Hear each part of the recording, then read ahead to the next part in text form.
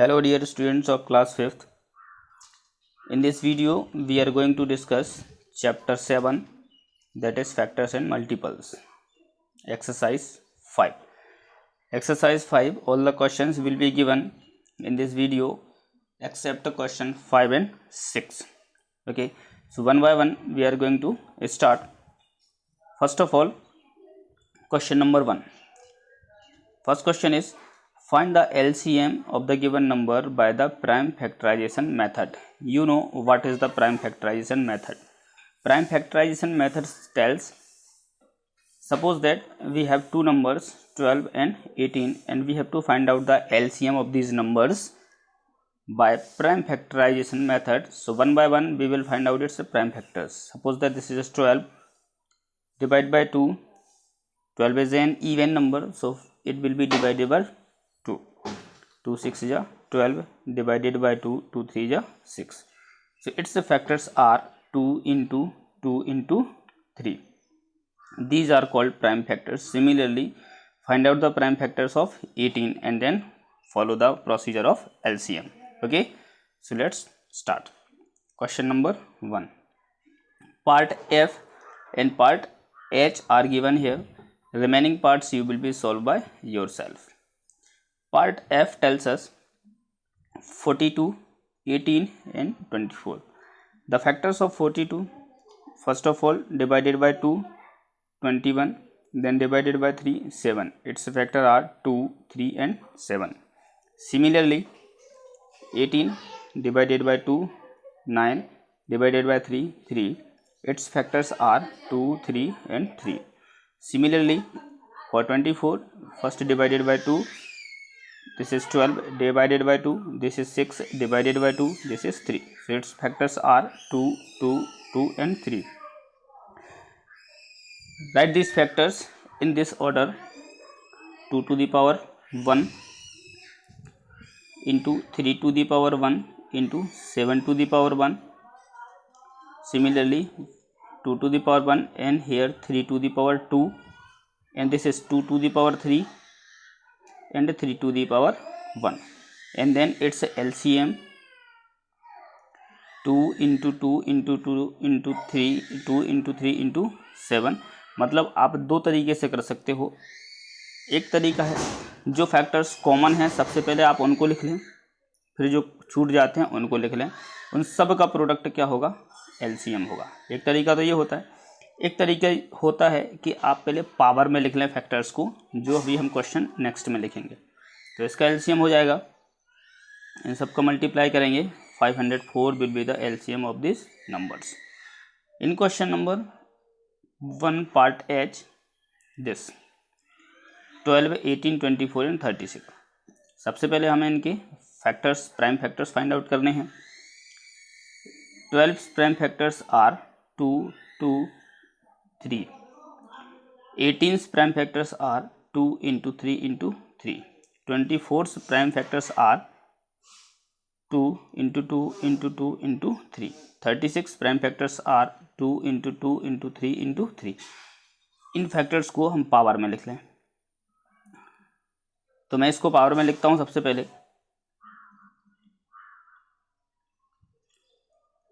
2 time है तो 2 to the power 2. 3 1 time है, 3 to the power 1. 2 1 टाइम है तो 2 to the power 1. 3 2 टाइम है, 3 to the power 2. 2 3 टाइम है तो 2 to the power 3. 3 1 टाइम है, 3 to the power 1. Similarly 2 2 time है, 3 भी 2 टाइम है. इस तरीके से लिख लिया. अब ओवरऑल देखा जाए तो फैक्टर्स एक्चुअली में कितने हैं? 2 और 3. 2 एंड 3 में है फैक्टर्स, तो हायर पावर ऑफ 2 लिखेंगे एंड हायर पावर ऑफ 3 लिखेंगे LCM में. तो LCM में 2 की सबसे हायर पावर क्या है? 3. Then 2 to the power 3 into 3 की हायर पावर क्या है? 3 to the power 2. So into 3 to the power 2.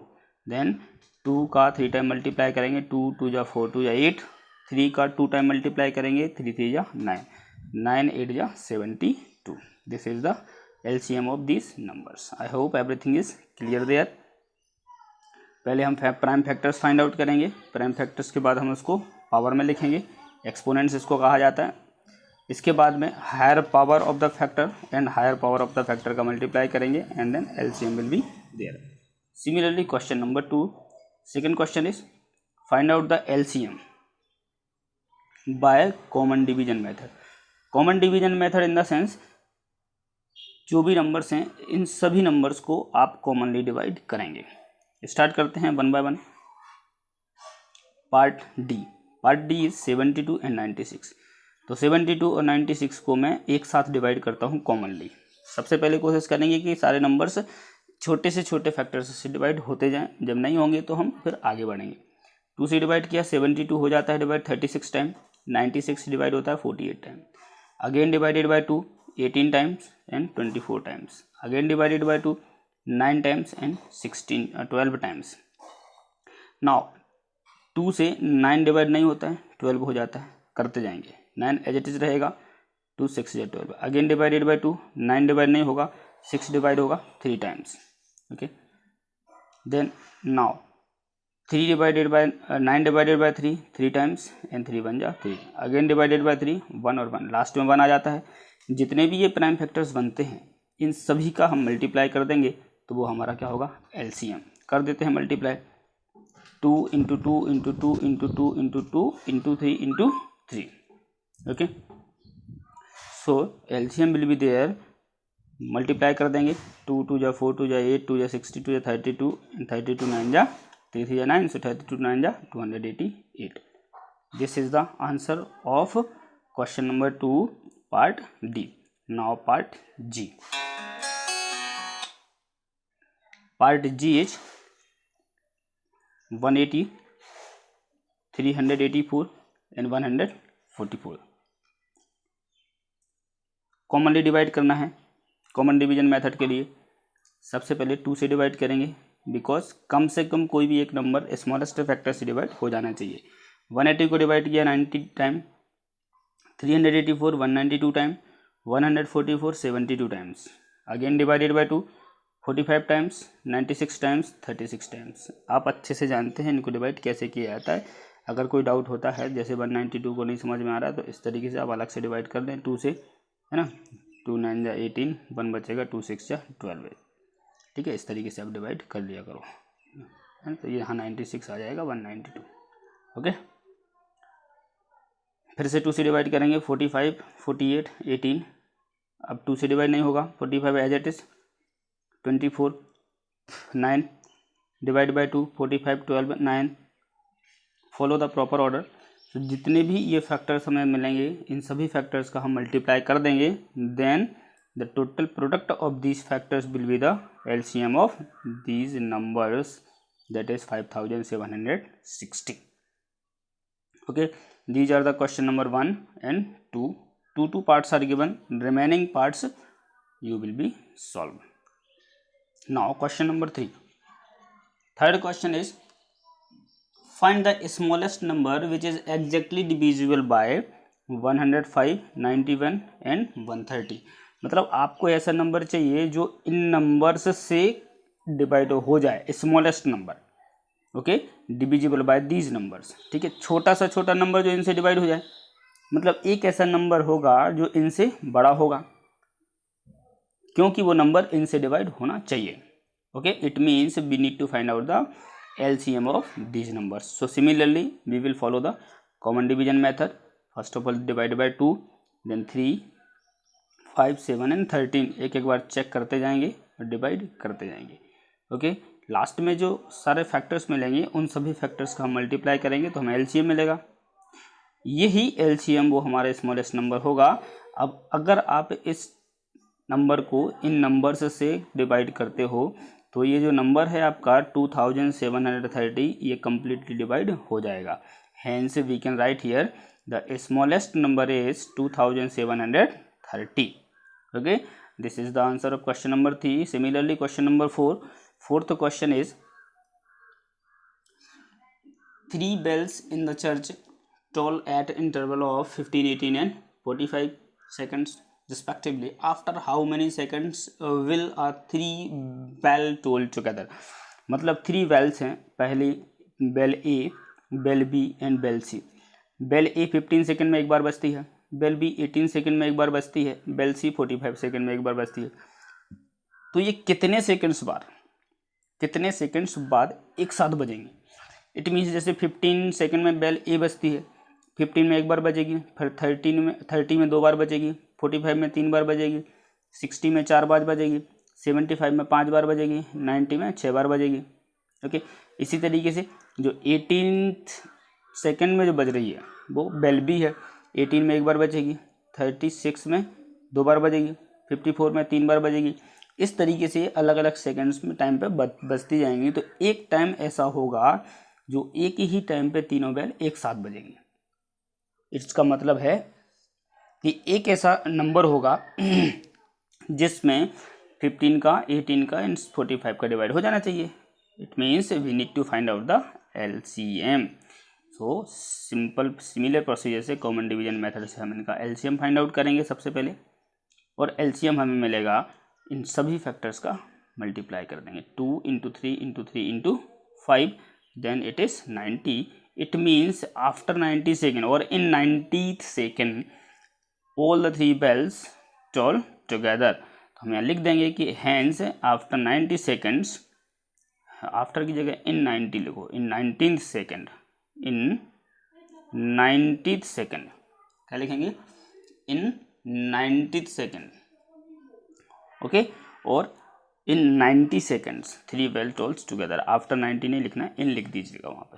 Okay, this is the question number 4th and next is question number 7। 7th question is find the smallest number which when divided by 24, 36 and 54 gives a remainder of 5 in each case or each time। मतलब आपको एक ऐसा number चाहिए जो इनसे divide करें तो हर बार 5 क्या बचे? रिमाइंडर बचे। इसका मतलब क्या है कि इन सभी का LCM निकालो और उसमें 5 को ऐड कर दो, तभी LCM में हम इन नंबर्स का डिवाइड करेंगे। तो जो कुछ भी बचेगा रिमाइंडर 0 होगा। हम 5 पहले से ही ऐड कर देंगे उसमें, तो डिवाइड करने के बाद 5 हमारा रिमाइंडर बच जाएगा। ओके, तो सीधी बात है कि LCM आप इन नंबर्स का फाइंड आउट करेंगे एंड देन उस LCM में 5 को ऐड कर देंगे। तो simple procedure, common division method, find out the LCM of these numbers by common division method. ने LCM फाइंड आउट किया। अच्छा, कॉमन डिवीजन मेथड सबसे सिंपल मेथड होती है LCM और HCF दोनों के लिए। अगले एक्सरसाइज में हम लोग HCF की बात कर लेंगे, ठीक है ना। इसी मेथड से, ये जो कॉमन डिवीजन मेथड है, LCM फाइंड आउट हम कर रहे हैं, HCF भी हम इसी मेथड से फाइंड आउट करेंगे नेक्स्ट एक्सरसाइज में। ओके, तो सबसे पहले हमने क्या निकाला? इनका LCM निकाला।